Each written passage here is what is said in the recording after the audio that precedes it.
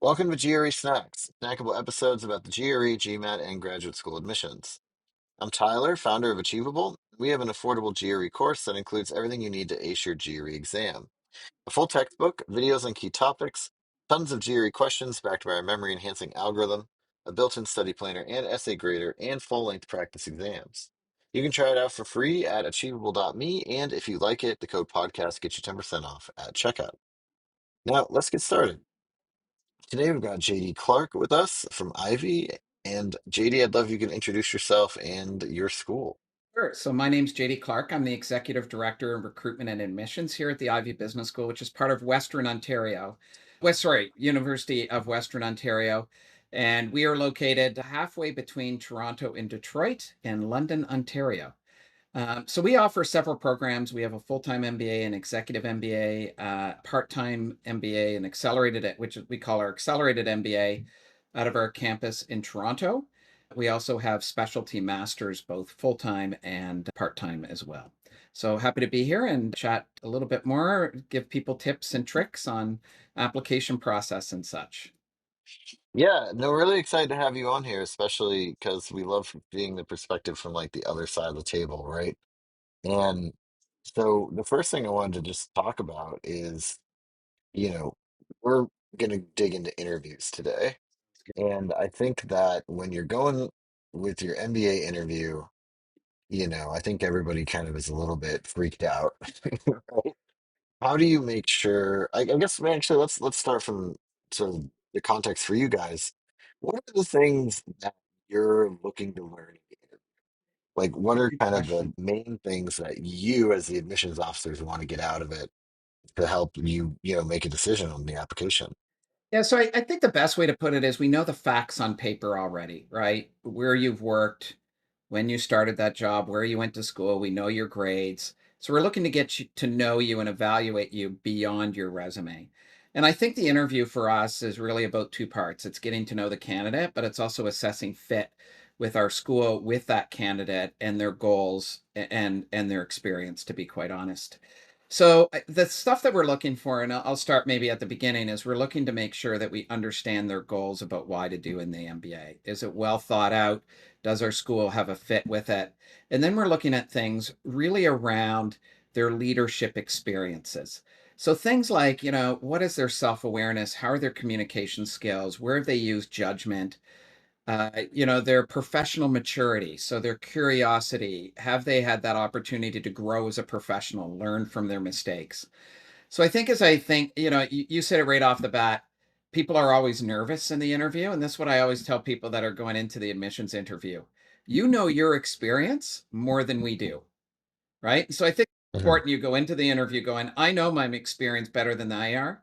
And the second thing to always remember is authenticity always stands out more than a performance. And so the more you Hmm. keep it grounded and real and in your experiences, that's what's really important. Yeah, well, and I think that was kind of a good segue into the next question that I had, which is, essentially, I feel like every MBA interview, or at least all the interview prep and sort of advice that I've gotten from consultants, has been focused around this idea of your story, right? And like your stories, the key thing that people want to learn about, and it's kind of what you kind of anchor and bring everything back to as you wander off on tangents and things like that. And so I'm wondering what advice you have for people preparing their story, right? Yeah. Because I do feel like, first of all, I guess maybe it's like, do you feel like that's true? Do you think Yeah, the I do. story is the key thing? Yeah, I And think then what advice do you have? yeah, interviewing is storytelling, right? I mean, whether you're interviewing for an Yeah. MBA program or for a job, you're telling stories. So I think the important thing around that, and I'm going to talk specifically about, even if you apply for a job, I don't think there's any difference in your MBA interview, is we really coach candidates to think about, interviews the opportunity for you to talk about your impact and accomplishments.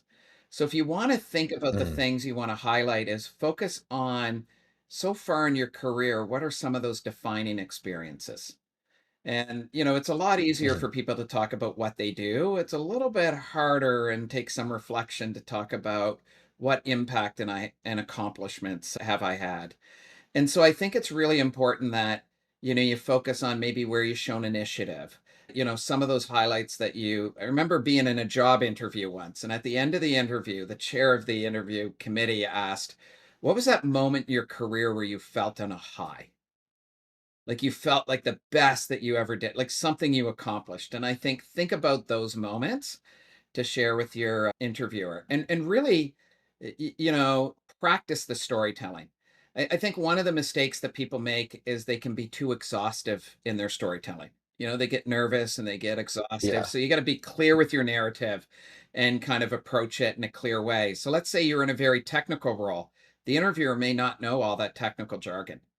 So, it's really Mhm. important that you kind of practice telling that story. And that's sort of my advice to prepare. Yeah, and I think that's good advice. I mean, I think maybe the follow-up I'd have to that is like, you know, what kind of differentiates the stories that you remember, right? The ones that like really kind of stick with you and maybe had an impact on the admissions decision from sort of the everyday stories. Yeah, you know what? It's sometimes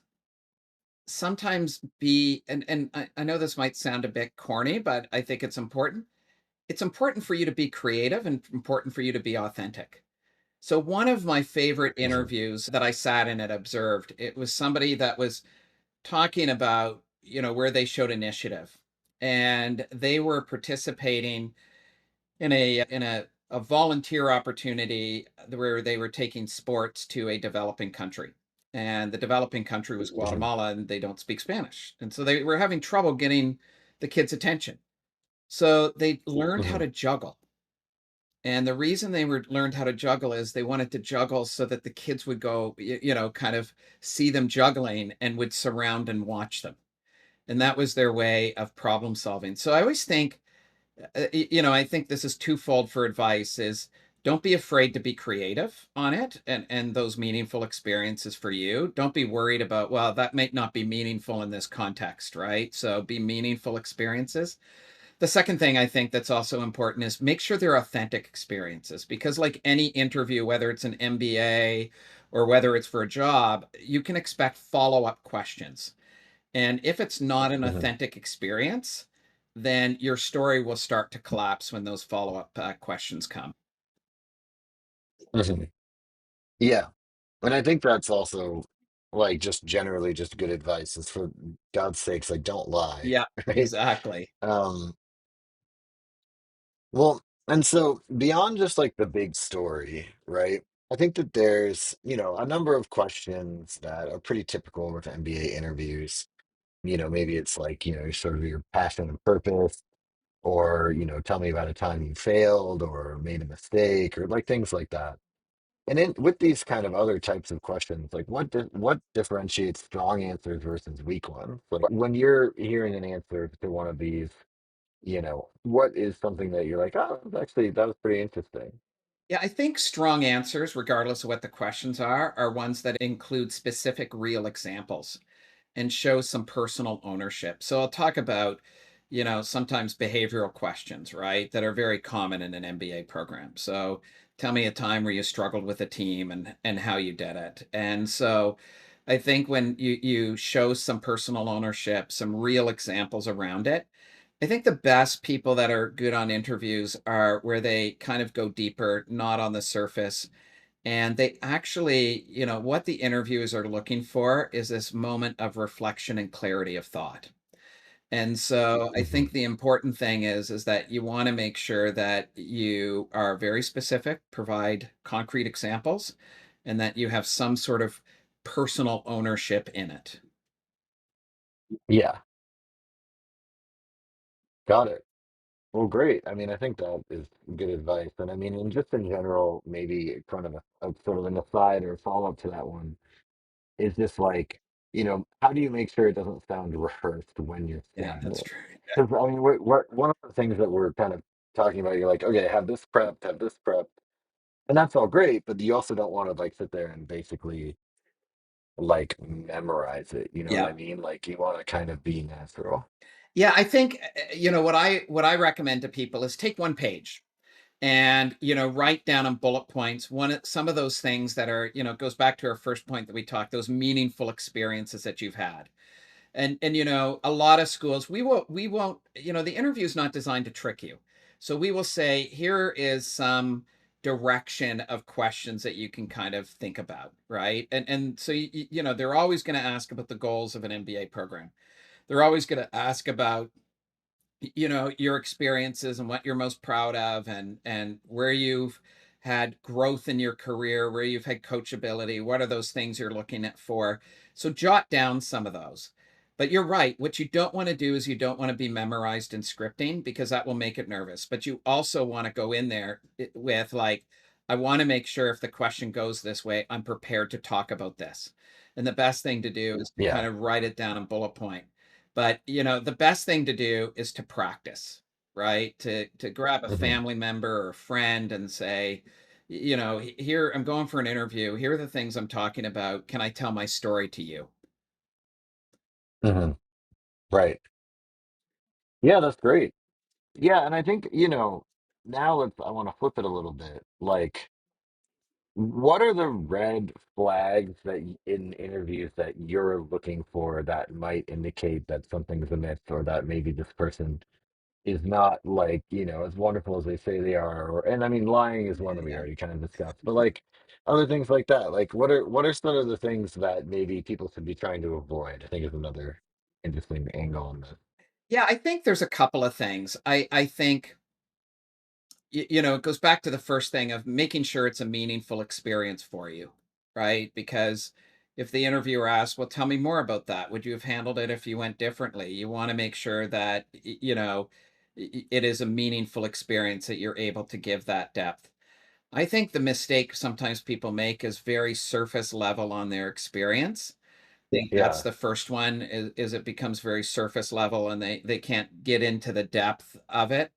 I think the second thing that Hmm. they do, sometimes you see mistakes that people make, is that how do I put this, is that they don't talk enough. Every MBA interview they're going to have is going to be around collaboration. So you want to become prepared Hmm. about where you collaborated. And sometimes those could be Hmm. situations where it didn't work out well, but you were able to get through it and what you learned on it. But a collaboration is going to be a big part of it. Be prepared to talk about things you're working on, professional growth, right? And we can Hmm. unpack that a little later if you want as well. And I think the Hmm. last thing is, you're always going to have an opportunity to ask questions, and Hmm. make sure that you're asking questions over and above what's on the website. So for us, for instance, some ways to do that is to find out who's conducting the interview. Who conducts our interviews are actually the career coaches that will work with you in the program. And so the reason that they do Hmm. the interview is we want to learn more about your experience in their lens, and make sure that our program's a good fit with what corporate partners and corporate recruiters are looking for. So it's a great opportunity for you to Hmm. ask about the landscape on recruiting. What is happening? What do they see? A common one we're seeing now is, how AI skills are being looked at within the employer space that are recruiting MBA students. And so I think that is important to kind of, and make sure your questions focus on fit rather than just memorizing facts. Yeah, no, I think that's all great advice. I mean, I'd love to unpack pieces of that.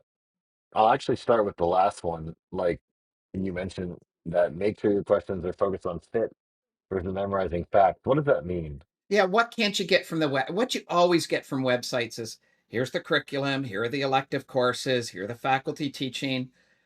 But what's hard to get, sometimes you'll have stories and videos, but talk to me about the culture in the program.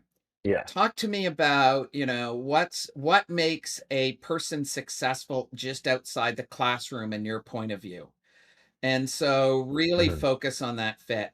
Also, be very clear about your goals, right? To make sure, and they don't have to Hmm. be defined. You don't have to say, I want this industry or that industry, but I want to explore this type of work and that type of work, because we're also, evaluating you for fit with what you want to do post MBA, with what your background is with an MBA on top of it as well, right? Um, Hmm. so I think it's stuff that is, I think, to kind of wrap it up in that question, is make it very personal to you, right? Rather than surface Hmm. level. So here's what I'm looking for. What do you think? Yeah, I think also another like sort of thing I want to dig in on, you talked a bit about sort of like collaboration. Yeah. And I think this also kind of falls under the umbrella of like demonstrating leadership, right? How do you without like feeling like you're plugging it in, right? Where you're like, well, I collaborated with blah blah blah when I led this project, right? Like how do you kind of feed that into interviews in an authentic way? Yeah, it's funny because people always assume that leadership sometimes is by title, right? So, but I don't lead people. Hmm. But actually, the most difficult leadership jobs is what we call lead from the middle. So it's influence and impact and not titles. So think about those Hmm. opportunities he had impact on others, right? But I think, really show concretely where you can make leadership potential and impact is, things like where you've influenced a decision. I had somebody once say, I don't make decisions. I'm not in that title. And I'm like, but do you make recommendations? They were in a business analyst role. Well, I'm not the fine. I said, well, do you make recommendations all the time? Do they act on them? Yeah, they do. So talk about that. Like you influenced a decision. Talk about where you drove progress, maybe had to make a tough call, had to be courageous. I think the other thing is, show some examples of where people trust you, Right. and sometimes it might Yeah, not like be evidence, right? yeah. So, I think that is the key thing to being a strong professional is that you have trust. And sometimes that is Hmm. not specific examples, but maybe values that you live by. Like, I had somebody Hmm. once say, in an interview I overheard where they were talking about the fact that they were in a client relations role and they say, I treat my colleagues the same as I treat clients. Right? I get back to them, I treat them with respect the same way. I don't differentiate between that. And then we asked why. Like where did that come from? And they said, if I'm treating my colleagues like I treat my clients, then they're going to have trust that I'm treating the clients really well and I'm doing my job. Right. That's a good answer. Well, great. Yeah, I think that's a really good example there. I also wanted to ask about just like how to handle the tell me about a failure question or something like That's a that, good right? one. Like that's another one that's a pretty common one. Yeah, just like what advice do you have for that specific question?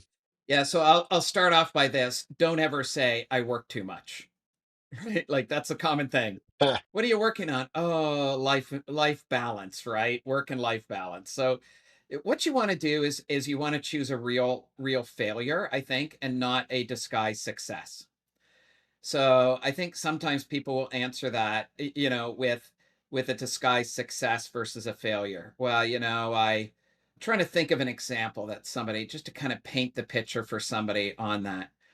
Maybe I'll use my original example. Like, it was really tough this project, and I worked so hard that I got burnt out near the end of it, right? But boy, we pulled it together. What you want to talk about is a genuine failure, but you also want to turn that into emphasize what you learned and how you applied the learning. And we're really looking for honesty and growth. We had somebody once in an interview that said, and I'm going to give two examples.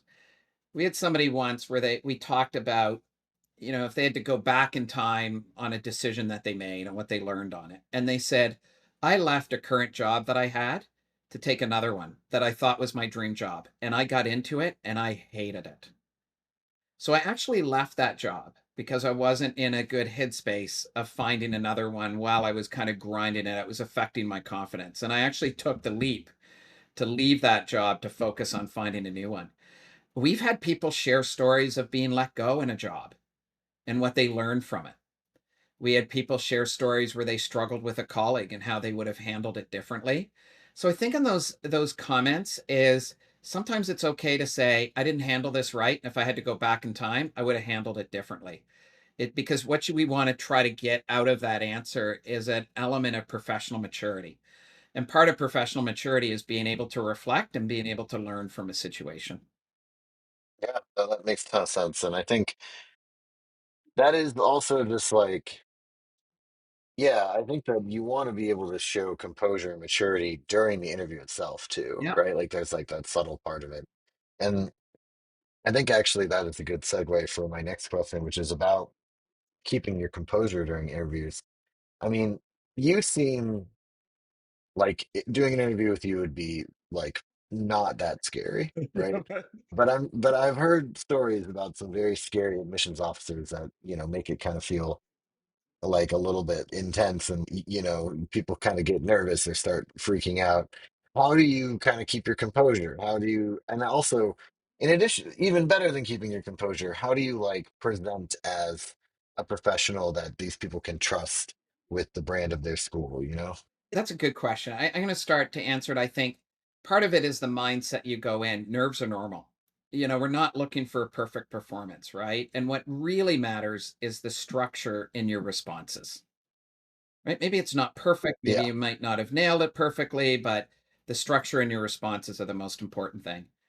I think pausing sometimes, some mistakes you see if, you don't want to pause for 60 seconds while you think about something and write down notes, but it's perfectly fine to take, a couple of seconds just to catch your breath and kind of reflect on it. The other thing is Mhm. thoughtfulness beats speed. And so, kind of slowing your mind down is not a bad thing at all. Great. Yeah, I think the next thing I wanted to ask about is, an important part of every interview is that little thing at the end where they go, "Do you have any questions for me?" I think that actually has a lot more importance than people think. I think sometimes people don't prepare anything for this at all. And, I think that for interviewers, it makes a big difference because you're looking for demonstration of interest, right? You're looking for it to, like you said, be kind of specific to the school and fit and showing that they really care. But beyond those two things, I mean, what is the advice you have for people preparing their own questions for the interviewer? Yeah, I think there's a couple of things. I really think try to connect your questions with your goals. Right. So I'm thinking about going into this industry. I'm thinking about that. Have you seen people that come with an engineering background that go into investment banking, and what does it take? What are you seeing that consulting firms will look for? What's the Mhm. school's connections in the entrepreneurship space, and what can I expect in on campus recruitment with my goals? I think also, asking questions outside the website, which we've talked about earlier, is like questions about the learning environment, the culture, and also career support. I think is Mhm. key to kind of talk. But the more that you tie it into your goals, and is really shows sort of intelligent questions. Yeah, then my next question is around just like essentially cushioning around the interview, or cushioning is maybe not the right word, but basically like the experience around the interview. There's, getting ready for the interview, there's showing up on time, there's like how you follow up with the interviewer afterwards. What advice do you have for people with that to really stand out and make a good impression? Yeah, I think here's what I would say. Actually, I'll also share what not to do. I think a short personalized note is enough, right? So, and a thank you note always goes a long way, right? So really enjoyed chatting. I enjoyed your insight about this, but keep it simple and keep it sincere. We had somebody recently that we interviewed, and I just think they didn't have a good interview and they were nervous. And so this goes into category of not what to do. They kept asking, "Did I do okay? Did I do all right? Was that the question you were looking for?" Right, It just shows, it goes back to that authenticity, right? Are you actually giving me right, what you did, or so I just think that, preparing for it is, getting your stories, getting your bullet points together, preparing some thoughtful questions that are there, not being afraid to ask what can I expect in the interview. I think that's really, really fair. And we actually have a podcast that we send out to candidates going to the interview. We're not giving them the questions, but we're kind of guiding them on, here's what you should be prepared for, questions that will go in this area, and here's some themes that you can think about. But I think on the follow up is like a personal note is good enough.